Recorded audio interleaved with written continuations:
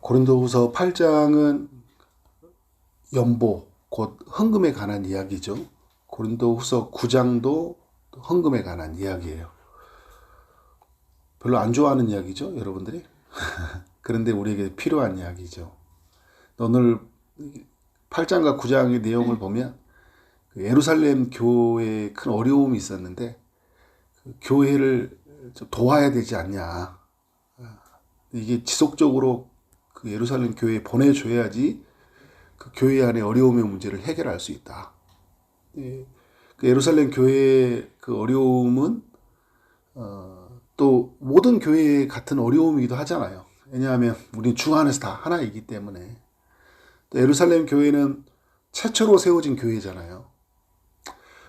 그 예루살렘 교회로부터 시작이 되어졌어요. 또 의미가 있고, 또 예루살렘 교회가 여러 박해도 있고 또 흉년까지 찾아와서 그 교회를 유지할 수 없는 상황이니까 다른 교회들이 도와야 되는데, 오늘 이렇게 본문들 보면요, 또 신약성경을 보면 그 이방인 교회가 그 예루살렘 유대 땅에 세워진 교회를 돕는 모습들을 보여줘요. 근데 그 고린도 교회가 고린도전서 16장에 보면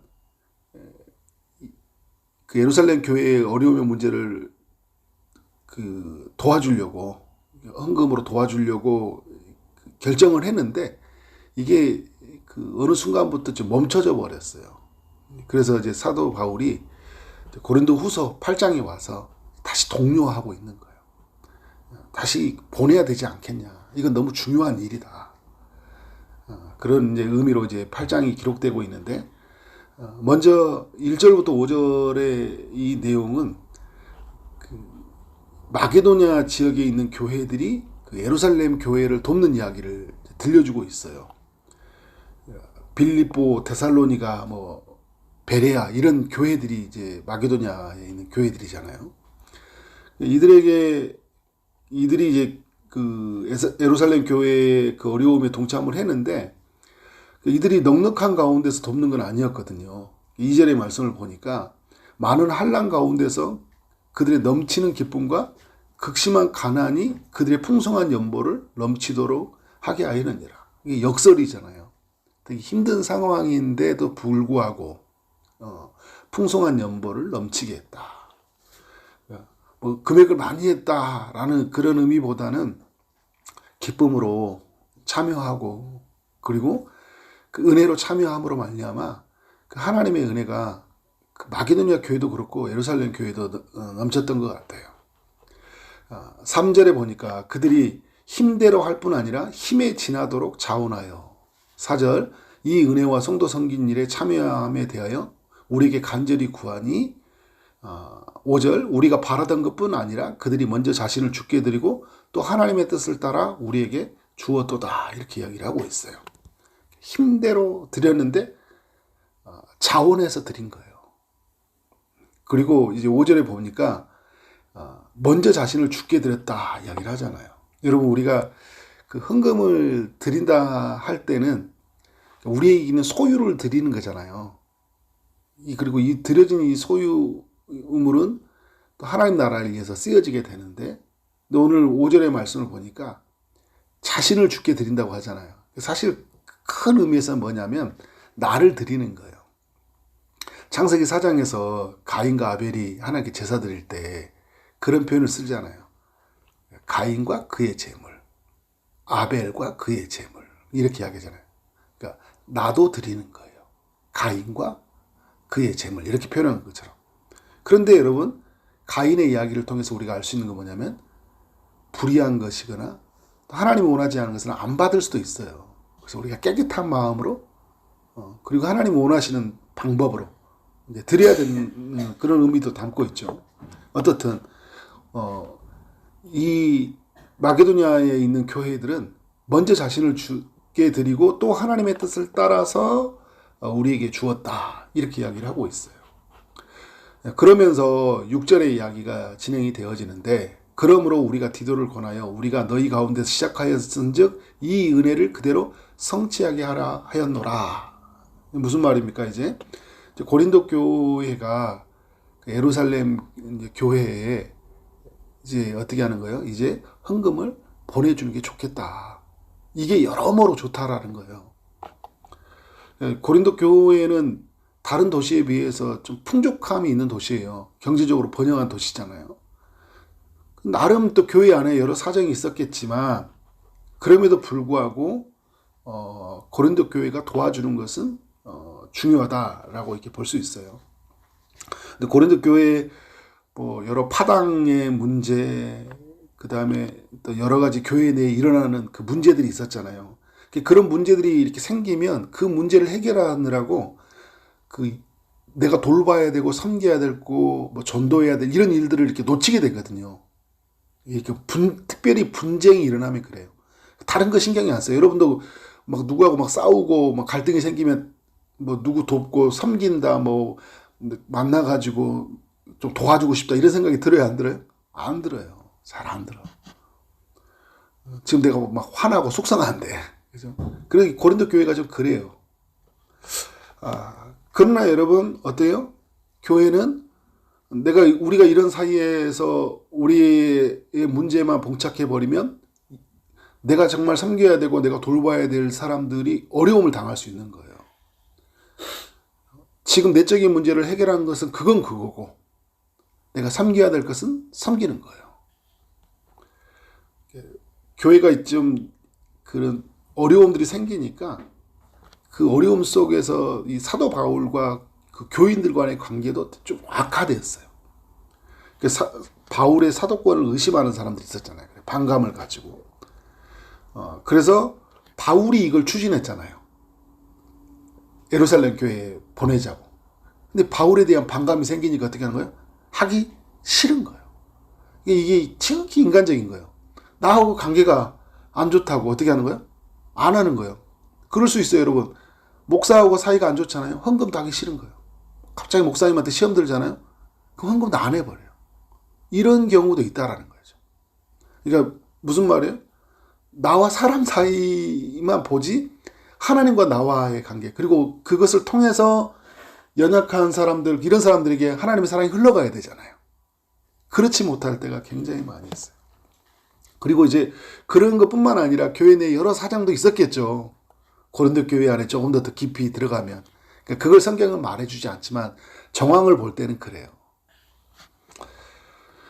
7절에서 왜 헌금을 보내야 되는지를 말할 때 이런 이야기를 해요. 너희는 믿음과 말과 지식과 모든 간절함과 우리를 사랑하는 이 모든 일에 풍성한 같이 이야기를 하고 있어요.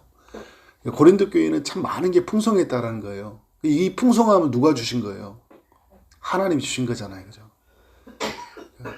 이 6절도 7절도 계속 이야기하는 게요. 9절도 은혜라는 단어를 많이 쓰거든요. 하나님 은혜로 된 거잖아요. 은혜로 받은 거거든요. 받은 은혜가 크다라는 거예요. 그래서 어떻게 하는 거예요?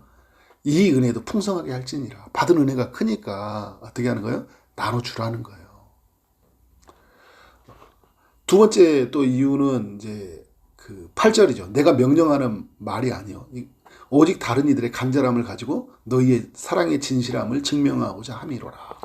그러니까 이유라기보다는 이제 그 어떤 권면이죠. 어떤 권면이에요? 그러니까 명령으로 하지 않고 권면하는 거예요. 바울이 야 줘 이렇게 하는 게 아니라 줬으면 좋겠다. 그리고 이유를 설명해 주는 거죠. 여러분 헌금은 명령은 아니죠, 그죠? 나와 하나님과의 사이에 있는 그 신앙이에요, 그죠? 내게 주시는 은혜와 그리고 내게 신앙이라는 그 말은 뭐냐면 나의 주인은 누구예요? 하나님이다. 돈과 하나님 사이에서 하나님이다. 이거를 내가 헌금을 내므로 말미암아 하나님이 나의 주인이라는 것을 내가 보여주는 거죠.